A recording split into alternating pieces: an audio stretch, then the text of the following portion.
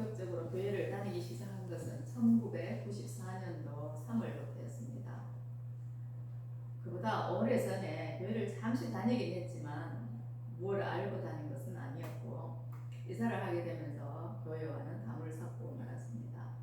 그러나 94년도에는 예수님께서 저를 친히 만나 주셨기 때문에 교회 다니지 않을 수가 없었어요. 그때 제가 성령을 받은 것으로 기억이 됩니다. 여러 가지 환상도 보여주시고 성경도 열어주시고 하셨는데, 태어나서 처음으로 경험하는 일이어서 혼란스럽기도 했으나 그것이 신앙생활의 출발이었습니다. 흔히 그렇게 뜨거웠던 시기를 첫사랑이라고 표현을 하는데, 주님과의 사랑에 빠지고 나니 세상이 달라 보였습니다. 이전에 보던 세상이 아니었어요. 세상은 변한 것이 하나도 없는데 저희 눈이 이제 달라졌기 때문에 세상이 다르게 보인 거예요. 누가 시키지 않아도 기도를 할 수 있고요. 아주 자연스럽게 하나님을 아버지라고 부를 수 있게 되었어요. 이 꿈도 꾸지 못할 일이 일어난 것이었어요. 그리고 아주 멀게만 느껴지던 예수님도 나의 주로 고백하게 되었습니다. 그때 제가 기도를 아주 많이 했는데, 그때 제 몸을 칭칭 감고 있던 뱀이 떨어져 나가는 것을 환상으로 보았습니다. 그동안에 그 뱀은 마귀 사탄을 상징하는데 그것이 제 몸을 칭칭 감고 있었으니까 제가 얼마나 힘이 들었겠습니까? 영적으로 아주 눌려서 꼼짝달할 수 없는 그런 상태였다는 것을 말해주는 거예요. 그러고 나서 이제 잠잘 때에 가위에 자주 눌렸는데 그런 현상이 줄어들고, 또 이유 없이 온몸이 어디 맞은 듯이 아팠는데 그런 증상도 서서히 사라졌습니다. 그것이 다 성령께서 저에게 임하셨기 때문에 일어난 일이었어요. 고린도전서 12장 3절에서는 이렇게 말씀합니다. 그러므로 내가 너희에게 알리노니 하나님의 영으로 말하는 자는 누구든지 예수를 저주할 자라 하지 아니하고 또 성령으로 아니하고는 누구든지 예수를 주시라 할 수 없느니라. 성령이 아니고서는 예수님을 주시라고 고백할 수가 없다는 거예요. 성경에서 성령이라는 단어가 처음 등장하는 곳은 요한복음 14장인데요. 우리가 성령을 받으면 이전까지 보지 못했던 영적인 비밀을 알게 됩니다. 그리고 이전까지 부르지 못했던 새 노래를 부르게 되어요. 새 노래라는 것은 이전에 없던 신곡을 말하는 것이 아니라 이전부터 있어왔던 찬송을 말합니다. 찬송이 이전부터 있어왔지만 우리는 그것을 부르지 못했어요. 왜냐하면 믿음의 고백이 담기지 않았기 때문에 찬송을 부르지 않습니다. 유행가는 불러도 찬송을 부르는 사람은 잘 없습니다.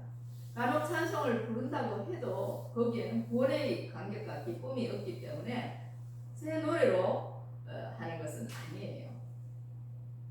그러나 이제 예수님을 나의 구주로 영접하고 부르는 찬송, 새 노래가 되는 거예요. 오늘 본문에는 하나님의 은혜로 구원함을 받은 사람들, 속량함을 받은 사람, 제사함 받은 사람들이라는 의미인데, 이분들이 14만 4천 명이라고 말씀하고 있어요. 그들이 예수님과 함께 새 노래를 부르는 것을 볼 수 있습니다. 그 장소가 시온산인데, 시온산은 좁게는 예루살렘을 의미하고 넓게는 천국을 의미합니다. 천국은요, 완전한 구원이 있고 완전한 승리가 있는 곳이지요. 거기에서 우리는 완전한 새 노래를 부를 수 있는 거예요. 그 노래는 천국에서 갑자기 배우게 된 것이 아니라 우리가 이 땅에 사는 동안에 불렀던 찬송이에요.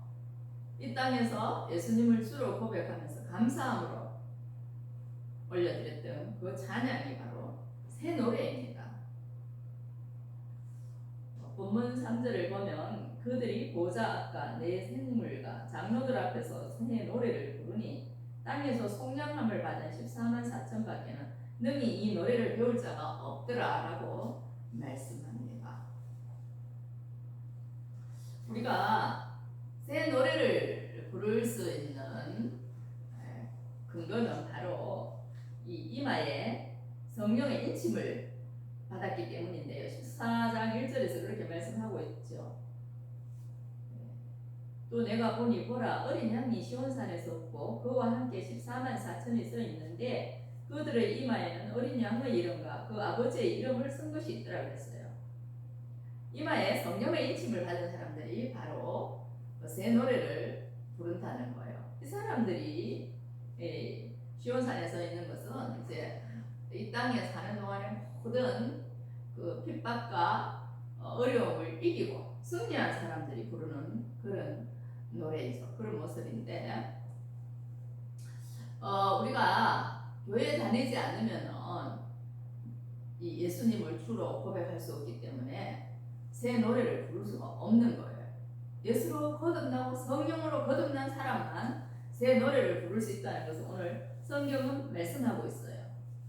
땅에서 속량함을 받은 14만 4천 외에는 능히 이 노래를 배울 자가 없더라. 그러니까 우리가 이 땅에서 막 죄 짓고 막 마음대로 살다가 어느 날 갑자기 천국에 가게 되는 것은 결코 아니라는 거예요.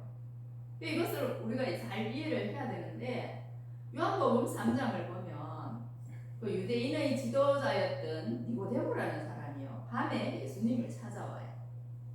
그는 예수님이 가시는 곳에 이제 여러 가지 이적들이 나타나는 것을 보고 아마도 저분이 메시아의 표적을 가지신 게 아닐까 이런 생각을 했어요. 그래서 예수님을 찾아왔는데 그때가 밤이었다는 거죠. 밤이 상징하는 것은 어둠입니다. 니고데모는 혈통적으로 율법에 정통한 바리새파 사람이었어요. 그리고 사내들인 공회원이라는 그 지도자의 위치에 있었지만 영안이 어두웠다는 것을 요한복음 3장에서 알 수 있어요. 그가 예수님께 대화를 할 때 이런 내용이 있어요. 그가 밤에 예수께 와서 이르되 라피여 우리가 당신은 하나님께로부터 오신 선생인 줄 아나이다. 하나님이 함께 하시지 아니하시면 당신이 향하시는 이 표적을 아무도 할 수 없음이니이다. 예수께서 대답하여 이르시되 진실로 진실로 내게 이르노니 사람이 거듭나지 아니하면 하나님의 나라를 볼 수 없느니라. 니고데모가 말합니다. 사람이 늙으면 어떻게 날 수 있사옵나이까? 두 번째 모태에 갔다가 날 수 있습니까? 예수께서 대답하십니다. 진실로 진실로 내게 이르노니 사람이 물과 성령으로 나지 아니하면 하나님의 나라에 들어갈 수 없느니라. 육으로 난 것은 육이요 영으로 난 것은 영이니 내가 내게 거듭나야 하겠다는 말을 놀랍게 여기지 말라. 바람이 임의로 불매 내가 그 소리는 들어도 어디로 와서 어디로 가는지 알지 못하나니 성령으로 난 사람도 다 그러하니라. 사람이 물과 성령으로 나지 않으면 하나님 나라에 들어갈 수 없다고 말씀하세요. 물은 세례를 표시하는 내적인 의미이고 외적인 표식이죠. 제사함을 받았다는 외적인 표시로 우리가 세례를 받습니다. 성령은요 내적으로 죄를 사함받는 그런 의미가 있죠. 그게 성령 세례인데 물과 성령으로 거듭나야 하나님 나라를 볼 수 있고 하나님 나라에 들어갈 수 있다는 거예요. 그런데 이 니고데모는 참 그 말씀이 이해가 되지 않는 거예요. 거듭난다는 게 도대체 어떤 말씀일까? 우리가 뭐 모태에서 나왔는데 다시 들어갈 수가 있는가? 이런 질문을 했죠. 그래서 예수님이 그를 책망하는 거예요. 9절 이하에 보면 니고데모가 대답하되 어찌 그러한 일이 있을 수 있나이까? 그렇게 해요. 도무지 이해가 안 되는 거예요. 자기가 구약의 그 성경 율법에 대해서 정통한 사람이지만 거듭난다는 의미는 도무지 이해할 수가 없는 거예요. 그러니까 그의 믿음이 지식에 혹은 문자에 국한된 믿음이라는 것을 알 수 있어요. 그래서 예수님이 답답해서 말씀하십니다. 너는 이스라엘의 선생으로서 이러한 것들을 알지 못하느냐? 진실로 진실로 내게 이르노니 우리는 아는 것을 말하고 본 것을 증언하노라. 그러나 너희가 우리의 증언을 받지 아니하는도다.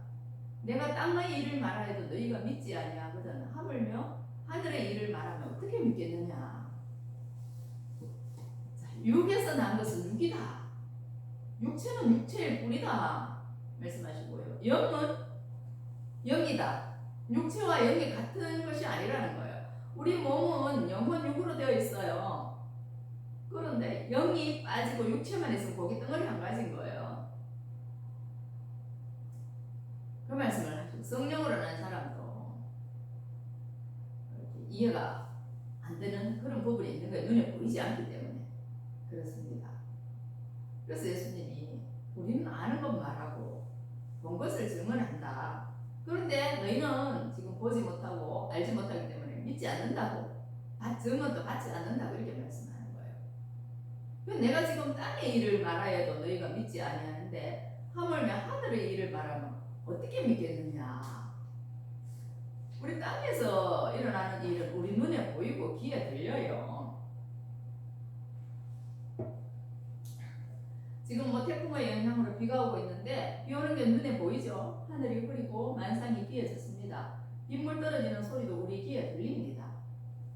또 아침이 되면 해가 뜨고요. 저녁이 되면 해가 져요. 계절에 따라 풍경이 달라지고 바다에 나가면 파도 치는 것을 우리 눈으로 보고 귀로 소리를 들어요. 그런 것은 우리가 보고 믿습니다. 그러나 땅에서 일어난 일이라 하더라도 우리가 직접 눈으로 보고 듣지 못한 것은 믿을 수 없어 하죠.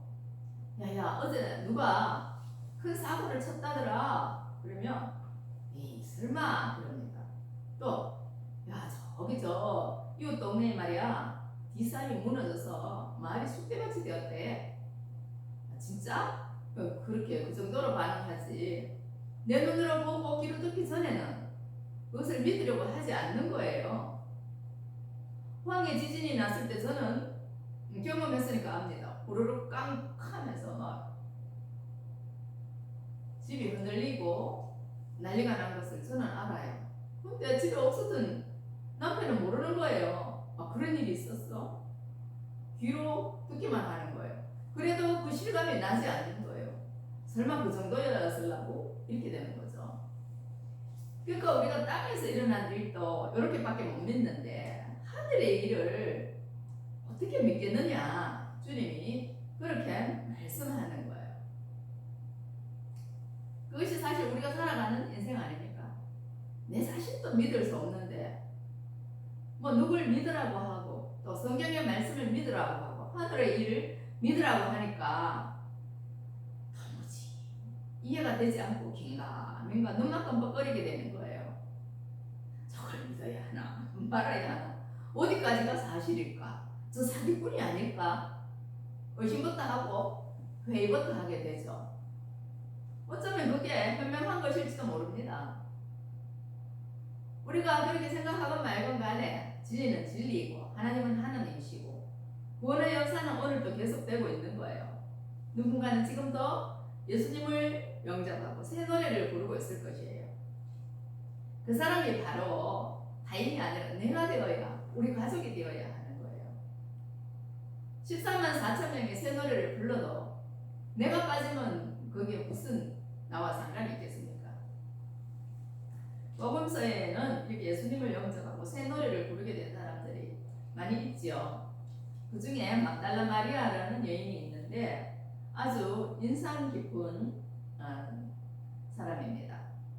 막달라 마리아는 갈릴리 호수 서쪽 막달라라는 지역에 살았기 때문에 지명을 따서 막달라 마리아라고 해요. 성경에 6명의 마리아가 등장하기 때문에 구별하기 위해서 그렇게 불렀습니다. 이 막달라 마리아는요 예수님을 만나기 전에 7 귀신에 들려 있었어요. 7 귀신에 들렸다는 건 뭡니까? 귀신이 하나도 아니고 7이나 들어가 있기 때문에 그냥 어떻게 제정신으로 살 수가 있을까요?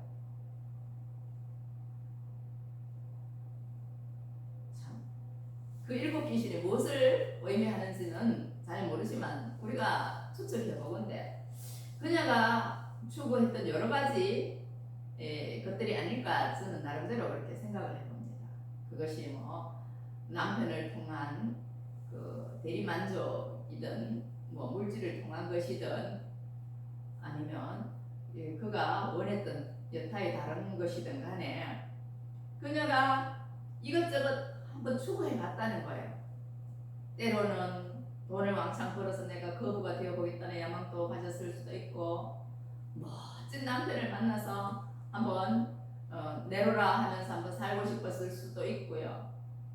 다른 여러 가지 꿈을 꿨을 수도 있는 거예요.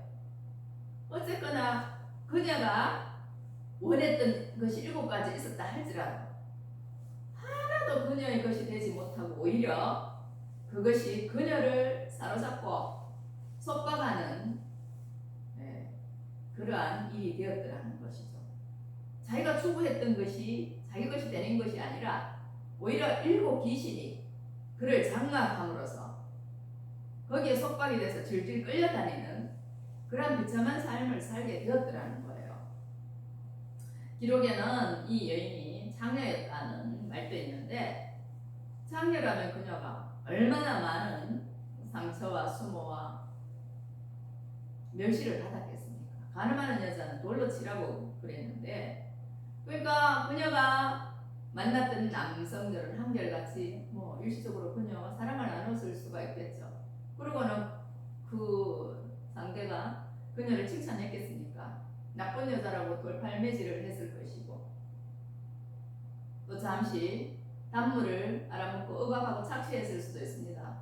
어떤 사람은 여자를 놀이개로 이용하고, 어떤 사람은 돈을 버는 수단으로, 돈벌이 수단으로 이용했을 것이고, 어떤 사람은 다른 여러 가지 수단으로 이용했을 수도 있는 거예요. 그러니까 하나같이 이 막달라 마리아를 구속하고 억압하고 착취하고 수단으로, 통로로 이용만 했기 때문에 이 마리아는 제정신으로 살 수가 없는 거예요. 상처투성이 고통투성이로 살아가는 거예요. 천덕꾸러기가 되는 거예요. 쓰레기통처럼. 그렇게 제정신도 못 차리고 죽지 못해 사는 인생이 되는 거예요. 요즘 같으면 정신병원에 들어가든지 아니면 자살하든지 둘 중에 하나가 돼서 사람입니다. 그런데 그 막달라 마리아가 예수님을 뵙죠. 그래서 거듭났어요. 성령으로 거듭났기 때문에 그가 새 노래를 부를 수 있게 되었어요. 얼마나 놀라운 일인지 모릅니다. 자살로 막을 내리든지 정신병동에 가든지 해야 되는 사람이 예수님을 만나서 완전히 변화가 되었다는 거예요. 그래서 이 막달라 마리아를 소재로 해서 나온 영화도 있고요.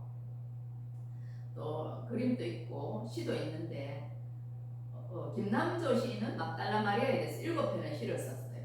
또 김춘수 선생님은 막달라 마리아를 소재로 해서 2편의 시를 썼는데, 그 중에 제가 한 편을 소개해 봅니다. 막달라 마리아, 김춘수. 너희 눈이 기적을 보았다. 그날 세상 애기처럼 잠이 들어 꿈속에선 웃으며 무엇인지 모르는 팔을 벌렸다. 손가락 끝이 가늘게 떨리었다. 눈이 뜨니 기도 뜨이다. 새소리 바람소리 아련히도 모습이냐 하늘은 멀어지고 물결은 굽이굽이 바다처럼 스며드는 것은 진정코 너의 귀가 임을 들었도다. 이미 부활하시는 날 못 박힌 발목에다 눈물은 붓을 지어 빛났으되 너도 가슴에 못을 박고 이어 목숨이 다하는 오랫한 순간 마냥 울며 예수를 지니도다. 이 김춘수 선생님이 마리아를 생각하면서 쓴 시인데, 마리아가 기적을 보았다고 일행에서 기록하고 있어요. 마리아가 기적을 보았기 때문에 고통과 갈등과 번민 가운데 살던 삶에서 벗어났어요. 애기처럼 잠이 들었어요. 꿈속에서 웃으며 무엇인지 모르는 팔을 벌렸어요.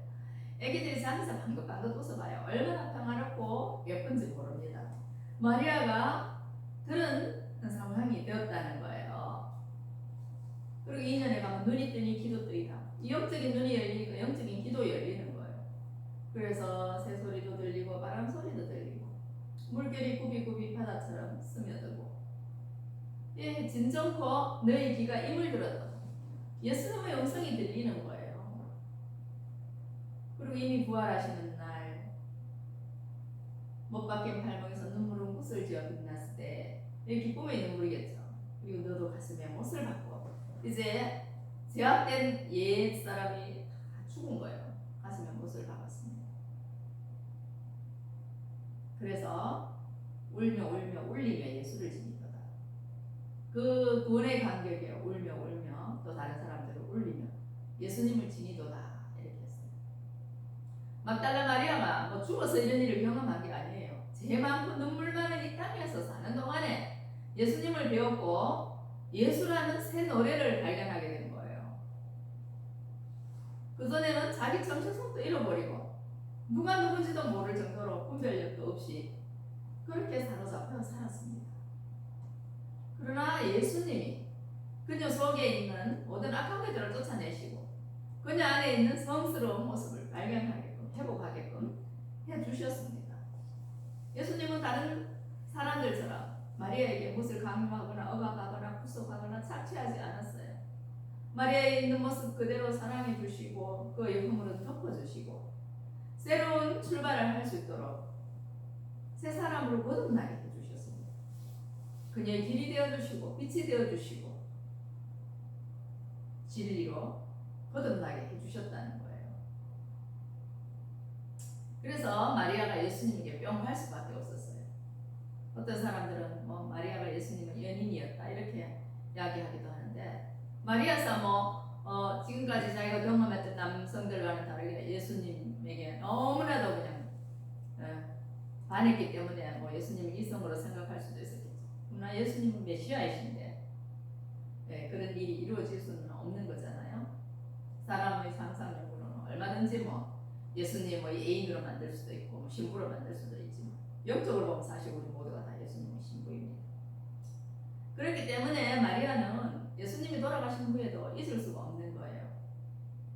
요한복음 20장에 보면 그 새벽 미명에 마리아가 예수님의 무덤을 찾아갔는데 무덤은 비어있고 천사들이 있어요. 그래서 예수님이 시체가 보이지 않는다고 예수님의 시체를 찾고 있을 때에 예수님이 뒤에서 마리아야 하고 부르셨어요. 그 부활하신 예수님의 음성을 마리아가 들었습니다. 그 당시에는요, 그 자기 이름을 불러주는 것이 흔치 않았어요. 부모 외에는, 뭐 가족들 외에는 그 이름을 잘 부르지 않잖아요. 여성이 뭐 사회적으로 활동을 하는 것도 아니었고, 외간 남자가 뭐 남의 집에 그 여성의 이름을 쉽게 부를 수 있는 것도 아니었죠. 근데 예수님이 마리아야 하고 불러주셨어요. 정말 우리가 이 땅에 사는 동안에 예수님의 음성을 듣는다는 것, 예수님이 내 이름을 부르신다는 것, 그게 얼마나 놀라운 사실인지 모릅니다. 예수님이 우리의 이름을 불러주실 때 우리는 진짜 김춘수 선생님이 말한 꽃이 되는 거예요. 우리 속에 있던 그 아름다움이 이제 피어나기 시작하는 거고 신성이 피어나기 시작하는 거고 행복이 피어나기 시작하는 거예요. 그래서 우리가 꽃이 될 수 있는 거예요. 예수님은 우리 모두에게 이런 꽃씨를 심어 놓으셨다는 거예요. 그래서 이 많은 시인들이 막달라 마리아를 보면서 나에게도 저런 모습이 있었지 하면서 동질감을 느끼고 글을 소재로 해서 시를 쓰는 거예요. 예수님이 얼마나 정말 그 마리아에게 기쁨을 주시고 자유를 주시고 소망을 주셨는가 하면서 성경에서 우리가 너무나도 잘 알 수 있어요. 우리가 잘 알다시피 예수님은 우리에게 무엇을 강요하거나 착취하거나 약탈하거나 강요하거나 그렇게 하지 않으십니다. 모든 것은 우리가 주님을 사랑해서 자발적으로 하시기를 원하십니다. 마리아가 예수님을 너무 사랑했기 때문에 돌아가시기 전에 향유를 부었는데요. 그게 전혀 아깝지 않았어요. 그게 자기 머리털로 발을 닦아드렸죠. 그게 어디서 나옵니까? 깊은 사랑에서 나오는 거예요. 사랑하면 죽음도 두렵지 않고 뭐 물질도 아깝지 않아요. 정말 우리가 이렇게까지 누구를 사랑해 본 적이 있습니까? 내 마음을 다하여서 내 있는 모든 것들을 다 드려도 아깝지 않을 그런 사랑을, 순수한 사랑을 해본 적이 있냔 말입니다. 그리고 그러한 사람을 아무것도 요구하지 않고 강요하지 않고 순수하게 한 사람을 잘 되기를, 그 사람의 행복과 성장을 바라는 사랑을 해본 적이 있냐는 말입니다. 우리는 대체로 사랑한다는 말하면서도 상대를 구속하고 억압하고 무엇을 요구하고 희생을 바라는 거예요. 그가 잘 되고 행복하고 성장하기를 밀어주고 격려해주고 지지해주고 인정해주는 게 아니라 어떻게 해서든지 짓밟고 무시하고 강요하고 구속해서 그가 성장하고 행복해지는 것을 방해하고 움켜쥐려고 해요. 그게 사랑이라고 착각하고 살아가는 거예요. 과연 그러냐 하는 거죠. 오늘 요한계시록 14장에서는 정말 주님 은혜 가운데 그렇게 행복을 찾고 성장하고 기쁨을 발견한 사람들이 이제 예수님과 함께 새 노래를 부르는 모습입니다. 그 사람들이 땅에서 그러한 기쁨을 발견했던 사람들이라는 거죠. 오늘 저와 여러분이 바로 이렇게 새 노래를 부를 수 있는 사람들이 되어야 하지 않겠느냐는 거죠. 언제까지 우리가 어두운 과거에 매이고 일곱 귀신에게 매여서 자기 자신도 잊어버리고 뭐가 무엇인지도 분간하지 못하는 혼돈 가운데서 살아가야 되느냐 하는 것입니다. 예수님을 배우게 되면 우리가요 분별력이 생깁니다. 질서가 있어집니다. 자기 정체성이 회복됩니다. 창세기 1장 1절에서 예수님이 하나님 태초에 천지를 창조하실 때 땅이 혼돈하고 공허하며 흑암 가운데 있었다고 그랬어요. 그때 예수님이 빛을 창조하시고 그 다음에 빛과 어둠을 나누시고 만물을 질서정연하게 하셨어요. 우리 영적인 질서도 그렇습니다. 우리가 영적으로 죄와 어둠에 쌓여있고 흑암 가운데 쌓여있을 때 복음의 빛이 임하고 예수님의 진리가 우리 가운데 임하면 그때 우리가 이제 밝아지는 거고 새 노래를 부를 수 있는 거예요. 오늘 그러한 은혜가 저와 여러분 모두에게 있기를 바랍니다. 기도하겠습니다. 천가 다중이 되시는 하나님 아버지, 우리를 하나님의 자녀 삼으시고 여기까지 오게 하신 것 감사를 드립니다. 그동안 주님께서 가지가지 사랑과 은혜로 우리를 먹이시고 입히시며 기르셨습니다. 그러나 우리는 여전히 눈과 귀가 멀어서 주님의 그 사랑을 발견하지 못하고 늘 원망하고 불평하며 또 여러가지 세상에 매이고 사탄에 매이고 죄악에 매여 살았습니다. 하나님 우리를 불쌍히 여겨주셨습니다. 정말 진리의 말씀에 사로잡히고 성령에 사로잡혀서 새 노래를 부를 수 있게 하시고 이전의 모든 악하고 더러웠던 것들로부터 자유케 되어서 기쁨으로 설렘으로 주님을 찬양하게 하여 주시옵소서. 우리 주 예수 그리스도 이름으로 기도하옵나이다. 아멘.